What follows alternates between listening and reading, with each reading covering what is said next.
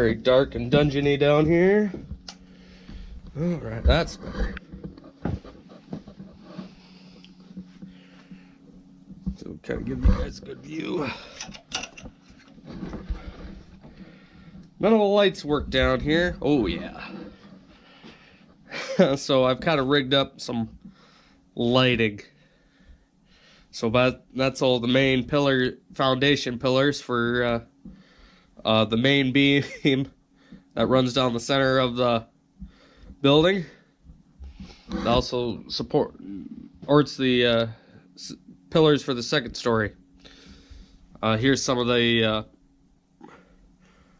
jack shaft over there. And the motor's just sitting right behind this first pillar.